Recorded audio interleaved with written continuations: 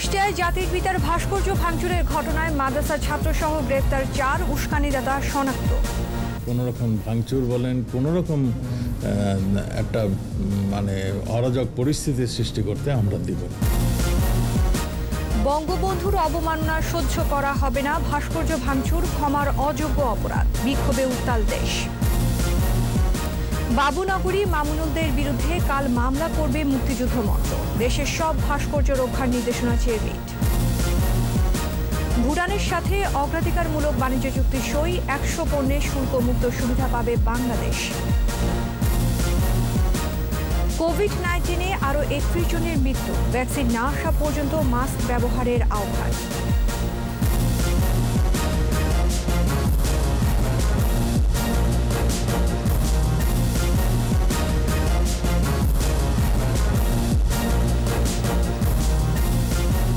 শুনছিলেন first security ইসলামী bank limited সংবাদ শিরোনাম। আমন্ত্রণ রাত 11টার 21 সংবাদে, সাথে আছি আমি আশা সাবেরা। দর্শক, 21 টেলিভিশনের সংবাদ একই সাথে সরাসরি দেখতে পাবেন আমাদের ফেসবুক পেজ www.facebook.com/2124 অনলাইনে। কুষ্টিয়ায় জাতির পিতার ভাস্কর্য ভাঙচুরের ঘটনায় মাদ্রাসার ছাত্র ও শিক্ষক সহ 4 জনকে গ্রেফতার করেছে পুলিশ। উস্কানিদাতাও শনাক্ত হয়েছে বলে জানিয়েছেন স্বরাষ্ট্রমন্ত্রী।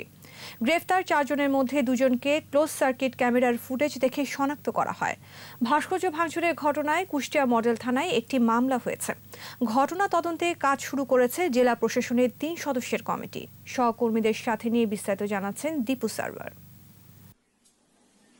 শুক্রবার দিবাগত রাত 2টার দিকে কুষ্টিয়া শহরের 5 রাস্তার মোড়ে ইবনে মাসউদ মাদ্রাসার এই 2 ছাত্র আবু বকর মিঠন ও সবুজ ইসলাম নাহিদ বঙ্গবন্ধুর নির্মাণাধীন ভাস্কর্যের কাছে যায়।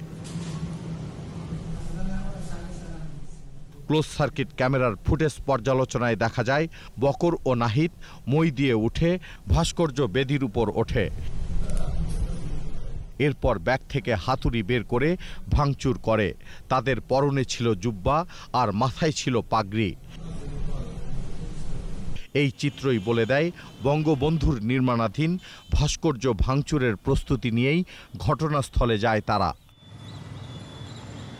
ঘটনার কারণ খুঁজতে রোববার সকালে কুষ্টিয়া জেলা প্রশাসকের কার্যালয়ে প্রশাসনের উদ্যোগে আইনশৃঙ্খলা রক্ষাকারী কমিটির সভা হয়। সভায় 3 সদস্যের তদন্ত কমিটির গঠনের ঘোষণা আসে। কুষ্টিয়া পুলিশ সংবাদ সম্মেলন করে 4 জনকে গ্রেপ্তারের খবর জানায়। ভাস্কর্য ভাঙচুরের সাথে আবু বকর মিঠন ও সবুজ ইসলাম নাহিদ সরাসরি জড়িত, আর তাদের সহযোগী ছিল আল আমিন ও ইউসুফ আলী। যে 4 জন ধৃত হয়েছে, 2 জন এই একটি মাদ্রাসার এখানকারই ছাত্র হিসাবে তারা পরিচয় দিয়েছে, এবং 2 জন ওই মাদ্রাসার শিক্ষক যারা তাদেরকে এই কাজে এবং এই কাজ করে চলে যাওয়ার জন্য সহায়তা করেছে। আরও যারা জড়িত তাদেরও ধরা হবে বলে জানানো হয় সংবাদ সম্মেলনে। ইতোমধ্যে আমরা কিছু তথ্য আমাদের কাছে আছে, আমরা পেয়েছি। এদিকে ভাস্কর্য ভাঙচুরের বিষয়ে সচিবালয়ে স্বরাষ্ট্রমন্ত্রী সাংবাদিকদের জানান ঘটনার তদন্ত চলছে। কোনো ধরনের অরাজকতা বলেন, কোনো রকম ভাঙচুর বলেন, কোনো রকম একটা অরাজক পরিস্থিতির সৃষ্টি করতে আমরা দিব না।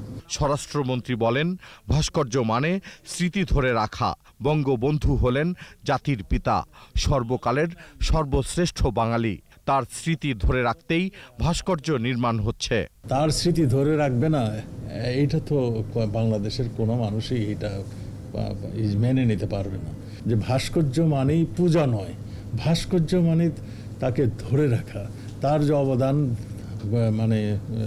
ইসের প্রতি, জাতির প্রতি, দেশের প্রতি করেছে, সেইটাকে হৃদয়ে গেঁথে রাখা। আমরা তো অনেক ইসলামিক দেশে ভাস্কর্য দেখছি। ভাস্কর্য ভাঙচুরের উস্কানিদাতা শনাক্ত হয়েছে বলেও জানান মন্ত্রী। এখন পর্যন্ত তদন্ত চলছে, কাজে আমি তার নামটি এখন বলছি না। দীপু সারোয়ার, 21 টেলিভিশন, ঢাকা। বঙ্গবন্ধুর ভাস্কর্য ভাঙচুর ক্ষমার অযোগ্য অপরাধ বলে মন্তব্য করেছেন ওবায়দুল কাদের। এটি সংবিধান বিরোধী কাজ উল্লেখ করে জড়িতদের কোনোভাবেই ছাড় দেওয়া হবে না বলেও জানান তিনি। নরসিংদী জেলা আওয়ামী লীগের বর্ধিত সভায় ভার্চুয়ালি যোগ দিয়ে তিনি একথা বলেন। বঙ্গবন্ধুর ভাস্কর্যের অবমাননা, প্রকারান্তরে সংবিধানের অবমাননা। কুষ্টিয়ায় গতকাল বঙ্গবন্ধুর ভাস্কর্যের অবমাননা যারা করেছে, আমি বলতে চাই পরিষ্কারভাবে, যারা এই অপকর্ম করেছে তারা ক্ষমার অযোগ্য অপরাধ করেছেন। এ অপরাধ ক্ষমার অযোগ্য। সেখানে যারাই জড়িত থাক তাদের ভিডিও ফুটেজ আমাদের কাছে আছে। পুলিশ সে ব্যাপারে তদন্ত করছে। অপরাধী যারাই হোক তাদেরকে শাস্তি পেতেই হবে। এদিকে কোনো ইস্যুতে বঙ্গবন্ধুর অবমাননা সহ্য করা হবে না বলে মন্তব্য করেছেন তথ্যমন্ত্রী ডক্টর হাসান মাহমুদ। দুপুরে জাতীয় প্রেস ক্লাবে এক আলোচনা সভায় তিনি কথা বলেন। কুষ্টিয়ায় বঙ্গবন্ধুর ভাস্কর্যের উপর যারা আঘাত হেরেছে তাদেরকে খুঁজে বের করে দৃষ্টান্তমূলক শাস্তি দেওয়া জনগণের দাবি। হিন্দু, মুসলিম, বৌদ্ধ, খ্রিস্টান সবার মিলিত রক্তস্রোতের বিনিময়ে এই দেশ স্বাধীনতা অর্জন করেছে। সাম্প্রদায়িক রাষ্ট্র ব্যবস্থা ভেঙে অসাম্প্রদায়িক রাষ্ট্র রচনার জন্যই বাংলাদেশের সৃষ্টি। এখানে কাউকে সাম্প্রদায়িক বিষ বাষ্প ছড়াতে দেওয়া হবে না। জাতির পিতার ভাস্কর্য ভাঙচুরের প্রতিবাদে বিক্ষোভে উত্তাল রাজধানী। বঙ্গবন্ধু এভিনিউয়ে যুবলীগ, শ্রমিক লীগ, মহিলা আওয়ামী লীগ সহ আওয়ামী লীগের সহযোগী সংগঠনগুলো বিক্ষোভ করে। ঢাকা বিশ্ববিদ্যালয়ে মিছিল সমাবেশ করেছে ছাত্রলীগ। সমাবেশগুলো থেকে ভাস্কর্য বিরোধীদের ইন্ধনদাতাদের শাস্তির আওতায় আনার দাবি জানানো হয়। জসিম জুয়েলের সহায়তায় রিপোর্টে আরও জানাচ্ছেন আকবর হোসেন সুমন। বঙ্গবন্ধু শেখ মুজিবুর রহমানের ভাস্কর্য ভাঙচুরের প্রতিবাদে উত্তাল রাজধানী। দিনভর হয়েছে বিক্ষোভ সমাবেশ। বিভিন্ন স্থান থেকে আওয়ামী লীগের সহযোগী সংগঠন মিছিল নিয়ে আসে বঙ্গবন্ধু এভিনিউ কেন্দ্রীয় কার্যালয়ের সামনে।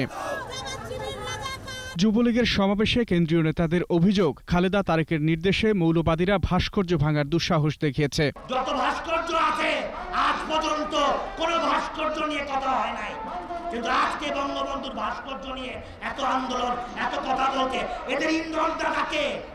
এদের ইন্ধনদাতা ওই খালেদা জিয়া, ওই তারেক জিয়া, ওই জামাত শিবির, ওরাই এদের ইন্ধনদাতা। দুষ্কৃতিকারীদের শাস্তির দাবিতে বিক্ষুব্ধ ছাত্র সমাজও।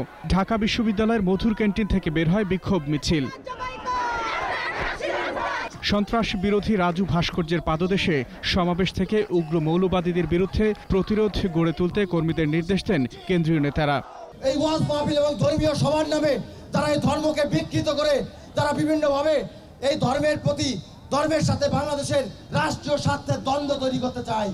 তাদের বিরুদ্ধে আপনারা প্রতিরোধ গড়ে তুলুন। জাতির পিতাকে নিয়ে ওরা যে ধৃষ্টতা দেখিয়েছে আর এক চুল ছাড় দিবেন না।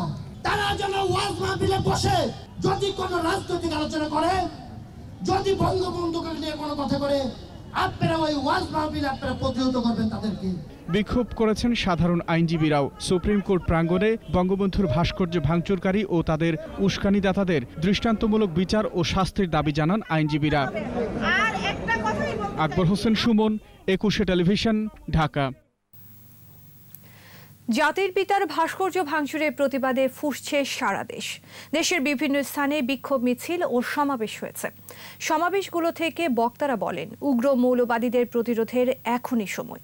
এদিকে কুষ্টিয়ায় এক অনুষ্ঠানে আওয়ামী লীগের যুগ্ম সাধারণ সম্পাদক মাহবুবুল আলম হানি বলেছেন, বিএনপি হেফাজতকে ব্যবহার করে দেশকে অস্থিতিশীল করার অপচেষ্টা চালাচ্ছে।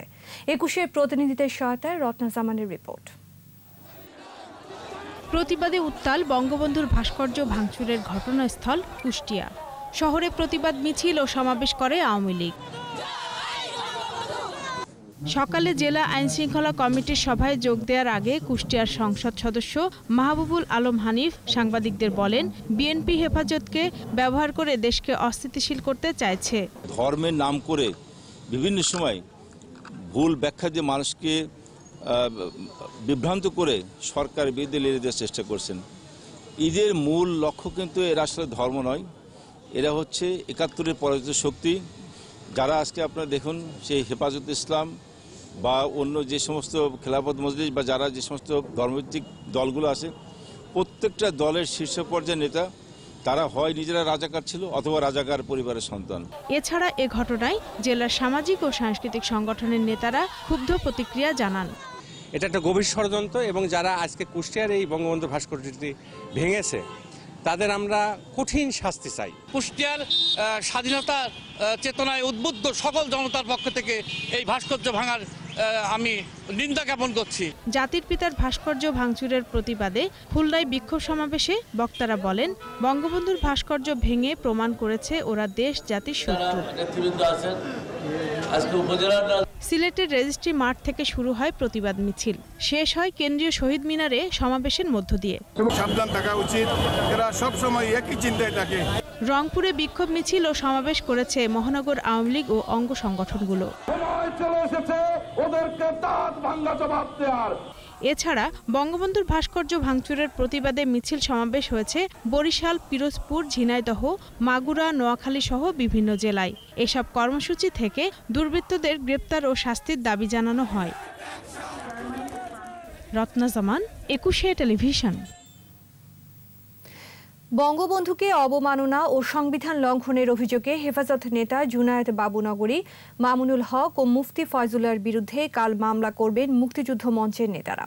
সকালে ঢাকা চিফ মেট্রোপলিটন ম্যাজিস্ট্রেট আদালতে মামলা করতে গিয়েও তথ্য স্বল্পতার কারণে মামলা করেননি তারা। এদিকে মামলার অনুমতির জন্য স্বরাষ্ট্রমন্ত্রীর সাথে দেখা করেছেন সুপ্রিম কোর্টের কয়েকজন আইনজীবী। বিস্তারিত সাইদুল ইসলামের রিপোর্টে। যারা বঙ্গবন্ধুর মৃত্যুর পরে তার মূর্তি বানায় কবরের মধ্যে বঙ্গবন্ধুকে আযাবের মুখোমুখি করছেন, তারা সত্যিকার অর্থে বঙ্গবন্ধুর প্রেমিক হতে পারে না। জাতির পিতা বঙ্গবন্ধু শেখ মুজিবুর রহমানের ভাস্কর্য নির্মাণ নিয়ে মামুনুল হক ও ফয়জুল্লাহর ঔদ্ধত্যপূর্ণ বক্তব্যের প্রতিবাদে সারা দেশ উত্তাল। বঙ্গবন্ধুর বিরুদ্ধে কথা বলবেন আর আমরা কাউকে চুমা দিব, এটা হয় না। বঙ্গবন্ধুর ভাস্কর্য ভাঙবেন, আপনাদের হাত কিন্তু ভেঙে গুড়িয়ে দেব। সংবিধান ও রাষ্ট্রবিরোধী অবস্থানের জন্য তাদের বিরুদ্ধে রাষ্ট্রদ্রোহ মামলা করার ঘোষণা দেয় মুক্তিযুদ্ধ মঞ্চ। বিভিন্ন সময়ে বঙ্গবন্ধুকে অবমাননা এবং সংবিধান পরিপন্থী নানা বক্তব্য দিচ্ছে মামুনুল রাম। সংবিধান লঙ্ঘনের দায়ে তাদের বিরুদ্ধে রাষ্ট্রদ্রোহ মামলা করার কথা জানায় মুক্তিযুদ্ধ মঞ্চের নেতারা। বঙ্গবন্ধু শেখ মুজিবুর রহমানকে অবমাননা করে আমরা মনে করি তারা দেশের সংবিধান লঙ্ঘন করেছেন এবং বাংলাদেশের বিরুদ্ধে কথা বলেছেন।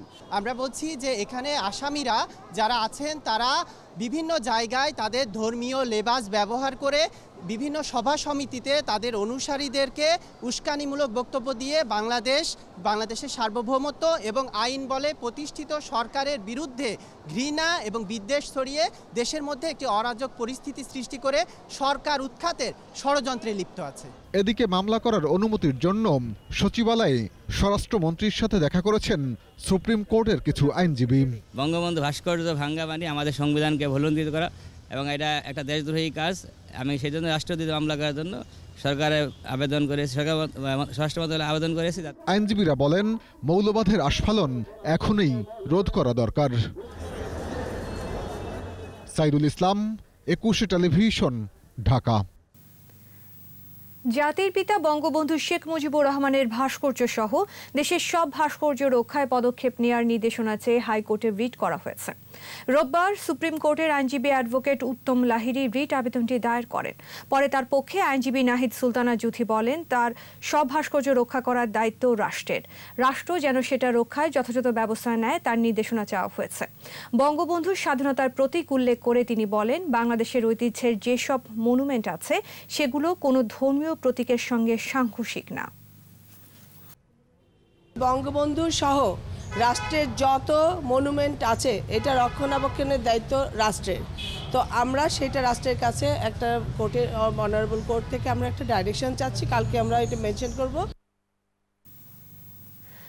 অগ্রাধিকারমূলক বাণিজ্য চুক্তিতে সই করল বাংলাদেশ ও ভুটান। বাংলাদেশের প্রধানমন্ত্রী শেখ হাসিনা ও ভুটানের প্রধানমন্ত্রী লোটে শেরিং ভিডিও কনফারেন্সে চুক্তি সই অনুষ্ঠানে যুক্ত হন। এর ফলে 100টি পণ্যে শুল্কমুক্ত বাজার সুবিধা পাবে বাংলাদেশ। অনুষ্ঠানে প্রধানমন্ত্রী বলেন, ভুটান বাংলাদেশের অকৃত্রিম বন্ধু। ভুটান চাইলে বাংলাদেশের সবগুলো পোর্ট তাদের জন্য উন্মুক্ত থাকবে। প্রণব চক্রবর্তীর রিপোর্ট। Ladies and gentlemen, বাংলাদেশ ও ভুটানের মধ্যে অগ্রাধিকারমূলক বাণিজ্য চুক্তি সই এবং দুদেশের বন্ধুত্বপূর্ণ সম্পর্কের 50 বছর পূর্তি অনুষ্ঠান। ভিডিও কনফারেন্সে যুক্ত হন প্রধানমন্ত্রী শেখ হাসিনা ও ভুটানের প্রধানমন্ত্রী লোটে শেরিং সহ দুদেশের বাণিজ্য ও পররাষ্ট্রমন্ত্রী। ভুটানে বাংলাদেশের রাষ্ট্রদূত ও বাণিজ্য মন্ত্রী এবং বাংলাদেশে ভুটানের রাষ্ট্রদূত ও বাণিজ্য মন্ত্রী চুক্তিতে স্বাক্ষর করেন। এর ফলে 100টি পণ্যে শুল্কমুক্ত সুবিধা পাবে বাংলাদেশ। ভুটানের প্রধানমন্ত্রী লোটে শেরিং আশা প্রকাশ করেন দুদেশের মধ্যে সুসম্পর্ক বজায় থাকবে। কোভিড পরিস্থিতির মোকাবেলায় বাংলাদেশের প্রশংসা করেন লোটে Tshering. Bhutan has always placed high importance to our bilateral relations. Personally, Bangladesh is always very close to my heart. বক্তৃতায় ৭১-এ বাংলাদেশকে সর্বাত্মক সহায়তা করায় ভুটানের প্রতি কৃতজ্ঞতা প্রকাশ করেন প্রধানমন্ত্রী শেখ হাসিনা। ভুটান চাইলে বাংলাদেশের সকল পোর্ট উন্মুক্ত করে দেওয়ার আশ্বাস দেন প্রধানমন্ত্রী। Bhutan can use the waterways, our waterways link already we have started. We are developing our Chilmari port and Chilmari and Nanganj, Pangao is open to you. Not only that, our 3 ports, Chittagong, Mongla, Paira, any place Bhutan want, you can use it. I offer you to that. Our airport, Soedpur, it is also, we are developing as a regional airport. So for Bhutan, it is open. Covid মোকাবেলায় বিশ্ববাসীকে একসাথে চলারও আহ্বান জানান Sheikh Hasina. We must consider while we strive to move forward. The world is countering new and deeper fallout of the COVID-19 pandemic on countries and communities across the globe. পরে বাংলাদেশ ভুটানের বন্ধুত্বপূর্ণ সম্পর্কের 50 বছর পূর্তি উপলক্ষে গণভবনে কেক কাটেন প্রধানমন্ত্রী শেখ হাসিনা। প্রণব চক্রবর্তী, 21 টেলিভিশন, ঢাকা। 24 ঘন্টায় কোভিড-19-এ দেশে আরও 31 জনের মৃত্যু হয়েছে। এর মধ্যে পুরুষ 24 জন আর নারী 7 জন। এ নিয়ে পর্যন্ত মৃতের সংখ্যা বেড়ে 6,838। স্বাস্থ্য অধিদপ্তরের তথ্য অনুযায়ী সংক্রমণে 274তম দিনে 13,218 জনের নমুনা পরীক্ষায় শনাক্ত 1,666 জন। শনাক্তের সংখ্যা বেড়ে 4,77,545। নতুন 2,552 জন সহ সুস্থ হয়েছেন 3,95,960 জন। 24 ঘন্টায় শনাক্তের হার 12.60%। করোনায় সবচেয়ে বেশি মৃত্যু হচ্ছে 60 মানুষের। মৃত্যুর হার 53.52%। দেশে এ পর্যন্ত 137টি ল্যাবে করোনা পরীক্ষা হয়েছে 28,63,169 জনের। করোনা পরিস্থিতি নিয়ন্ত্রণে রাখতে না পারলে স্বাস্থ্যসেবা সহ উন্নয়ন কার্যক্রম ব্যাহত হবে উল্লেখ করে ভ্যাকসিন না আসা পর্যন্ত সবাইকে মাস্ক পরার আহ্বান জানিয়েছেন স্বাস্থ্যমন্ত্রী জাহিদ মালেক। সকালে রাজধানীর মিরপুরে পরিবার কল্যাণ সেবা ও প্রচার সপ্তাহ উপলক্ষে আলোচনা সভায় যোগ দেন মন্ত্রী। এ সময় বলেন, ঘনবসতিপূর্ণ দেশ হওয়া সত্ত্বেও করোনা পরিস্থিতি বিশ্বের অন্যান্য দেশের তুলনায় ভালো। পর্যায়ক্রমে সব জেলায় অ্যান্টিজেন টেস্ট কার্যক্রম শুরু করার কথাও জানান স্বাস্থ্যমন্ত্রী। বলেন, লক্ষণ উপসর্গ দেখা দিলে করোনা পরীক্ষা করাতে হবে। একই সঙ্গে করোনাকালে অনাকাঙ্ক্ষিত গর্ভধারণ রোধে সচেতন হওয়ার আহ্বান জানান। আমরা যদি করোনা নিয়ন্ত্রণে না রাখতে পারি তাহলে স্বাস্থ্যসেবা ব্যাহত হবে, শিক্ষা ব্যাহত হচ্ছে, আমাদের অর্থনীতি ব্যাহত হয়ে যাবে, আমাদের কাজকর্ম স্থবির হয়ে যাবে। কাজে এইদিকে খেয়াল রাখতে হবে। আমাদেরকে মাস্ক পরিধান করতে হবে।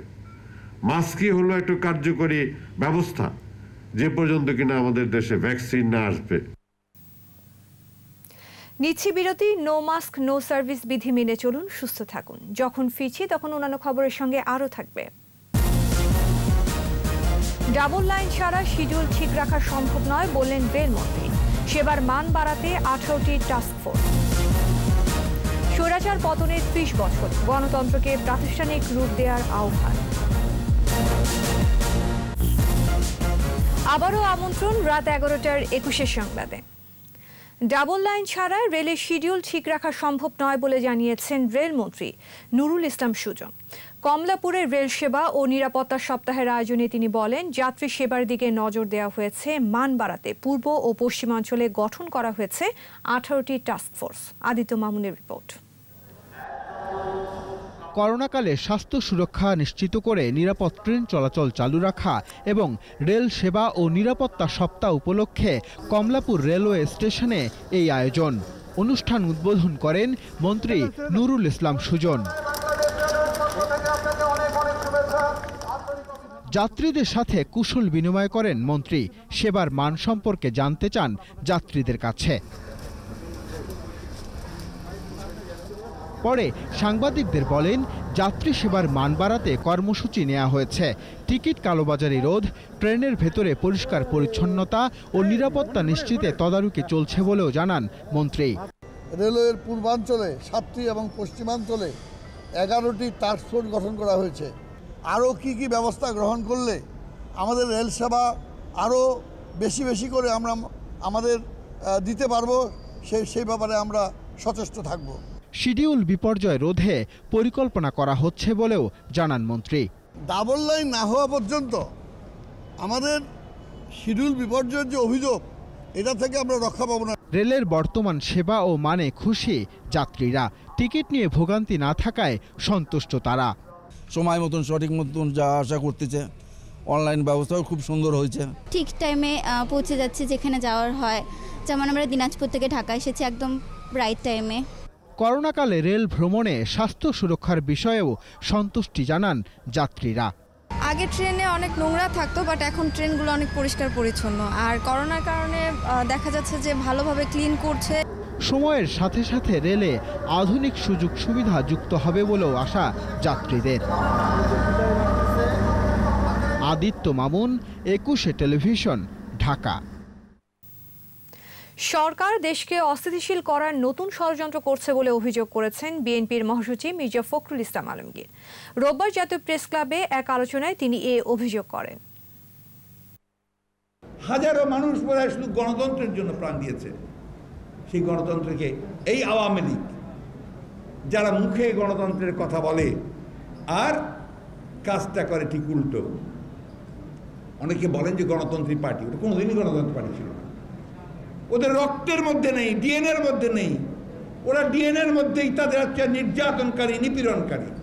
গণতন্ত্র আর আওয়ামী লীগ একসাথে চলে না বন্ধু। স্বৈরাচার পতন দিবস আজ। 1990 সালের এই দিনে গণ আন্দোলনের মুখে ক্ষমতা ছাড়তে বাধ্য হন স্বৈরাচার এরশাদ। এর মধ্য দিয়ে এরশাদের 9 বছরের স্বৈরশাসনের অবসান হয়।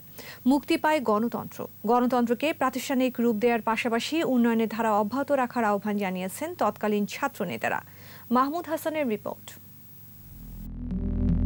৭৫-এর পর বাংলাদেশের বুকে জেকে বসে সামরিক স্বৈরাচারেরা। শুরুতেই জিয়াউর রহমান, এরপর এরশাদ শাহীর ক্ষমতা দখল। সংসদ ও সংবিধান কোনো কিছুরই তোয়াক্কা নেই। রাজনীতিকে পাঠানো হয় নির্বাসনে। স্বৈরশাসনের বিরুদ্ধে প্রতিবাদী হতে খুব বেশি দেরি করেনি গণতান্ত্রিকামী মানুষ। আন্দোলনে নামে ছাত্র জনতা।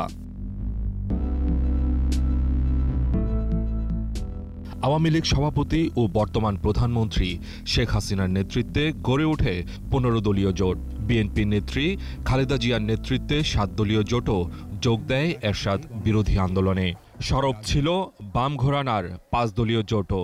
আন্দোলন ছড়িয়ে পড়ে সারা দেশে। ছাত্রনেতা রৌফুন বসুনিয়া, সেলিম, দেলোয়ার, জেহাদ, নূর হোসেনের আত্মদান বেগবান করে স্বৈরাচারী বিরোধী আন্দোলনকে। সমস্ত শ্রেণী পেশার মানুষ, জনগণ ঐক্যবদ্ধ হয়েই কিন্তু এরশাদকে ক্ষমতার থেকে বাধ্য করে। এবং বাধ্য করার কারণ হচ্ছে যে বঙ্গবন্ধু যে 4 মূলনীতি ঘোষণা করেছিলেন সংবিধানে, সেই অনুযায়ী দেশটাকে পরিচালনা করা। টিএসসিতে ডাক্তার শামসুল আলম মিলন শহীদ হওয়ার পর আন্দোলন আরও বেগবান হয়। তুমুল আন্দোলনের মুখে 1990 সালের 6 ডিসেম্বর পদত্যাগে বাধ্য হন হুসেইন মোহাম্মদ এরশাদ। বিচারপতি শাহাবুদ্দিন আহমেদকে অস্থায়ী রাষ্ট্রপতি নিয়োগ করে তার হাতে তুলে দেয়া হয় রাষ্ট্র ক্ষমতা। 4 তারিখে কিন্তু আনুষ্ঠানিক ঘোষণা দিল যে সে পদত্যাগ করবে, সিদ্ধান্ত নিয়েছেন। কিন্তু 6 তারিখে আনুষ্ঠানিক, এই যে 2টা দিন বা 3টা দিন খুব টালময়েল ছিল। কেয়ারটেকার গভর্নমেন্টের চিফ কে হবেন? তো ধরেন বিএনপি প্রস্তাব করেছিল একজনের নাম, আমরা প্রস্তাব করেছিলাম আরেকজনের নাম, তো ঐক্যমত আশা হলো যে বিচারপতি শাহাবুদ্দিন সাহেবই হবেন। সাবেক ছাত্রনেতারা বলছেন, ত্যাগের আদর্শে উজ্জীবিত হয়ে দেশের উন্নয়নে কাজ করলে গণতন্ত্র শক্ত ভিত্তি পাবে। গুরুদায়িত্ব। মাহমুদ হাসান, একুশে টেলিভিশন, ঢাকা। বিজয়ের মাসে আমাদের বিশেষ আয়োজন জয় বাংলা।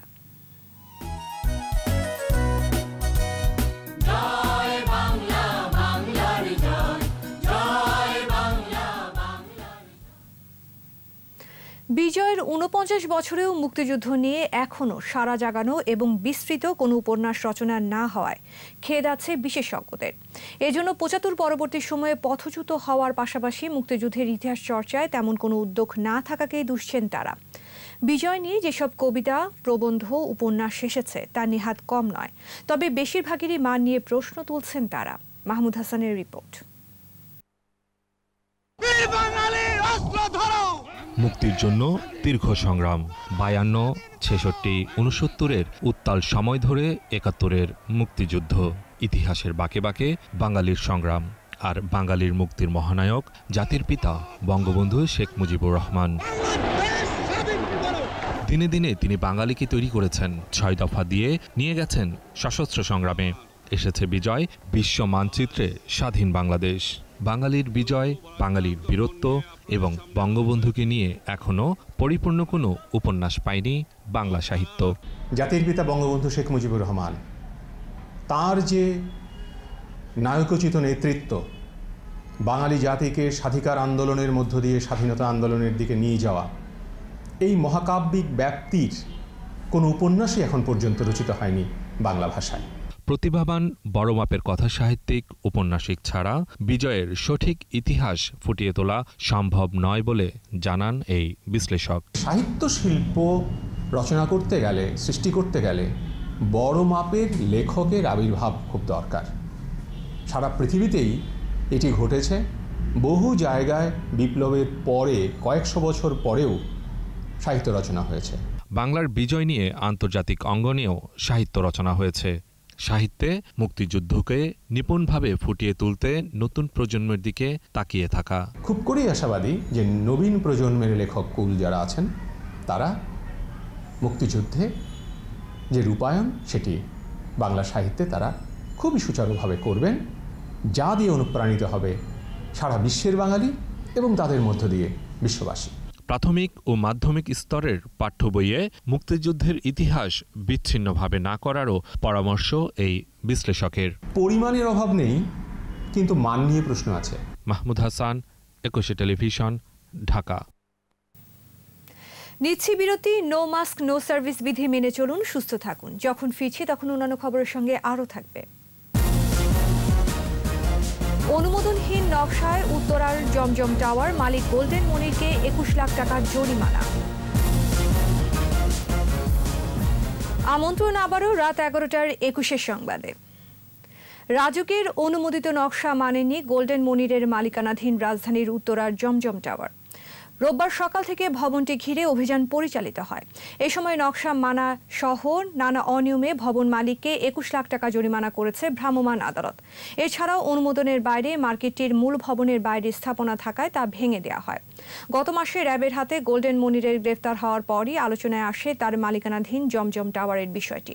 তবে পুলিশের জিজ্ঞাসাবাদে মনির জানিয়েছিল মাসখানেক আগে ভবনে নিজের অংশটি বিক্রি করেছে সে।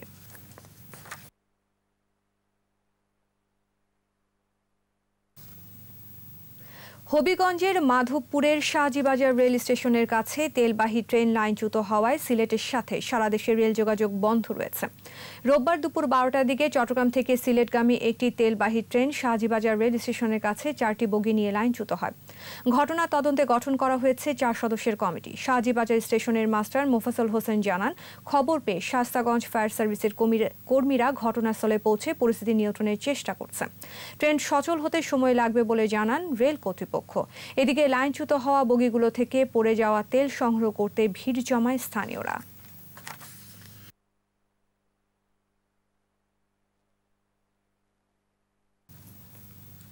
দেশের অন্যতম সেরা মার্কেটিং বিপিও ফার্ম উদ্যম বিজনেস সার্ভিসের সাথে চুক্তিবদ্ধ হল দেশীয় ই-কমার্স সাইট khazna.com.bd।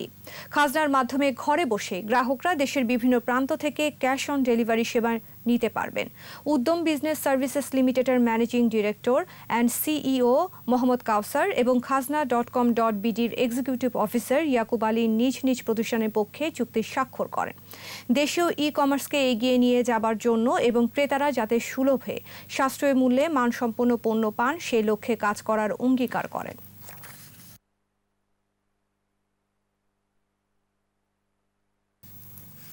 এবার সোশ্যাল ইসলামী ব্যাংক লিমিটেড বাণিজ্য সংবাদ।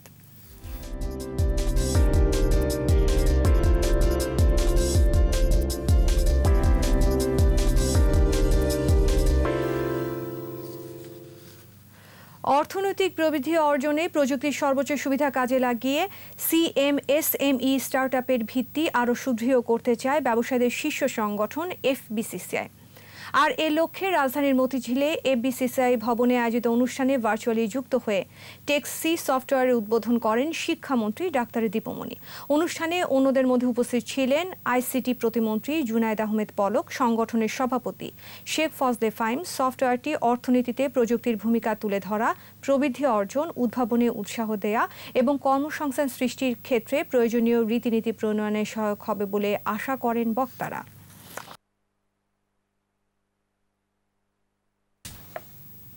আর এরই সাথে শেষ করছি রাত 11টার 21 সংবাদ। যাবার আগে ফার্স্ট সিকিউরিটি ইসলামী ব্যাংক লিমিটেড সংবাদ শিরোনামগুলো আরও একবার।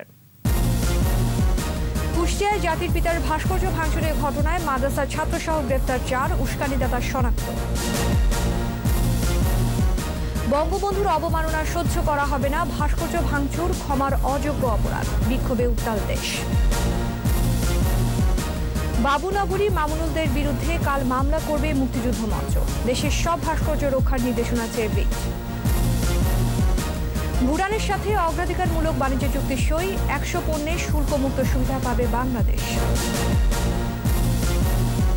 কোভিড-19 আরও 31 জনের মৃত্যু, ভ্যাকসিন না আসা পর্যন্ত মাস্ক ব্যবহারের আহ্বান।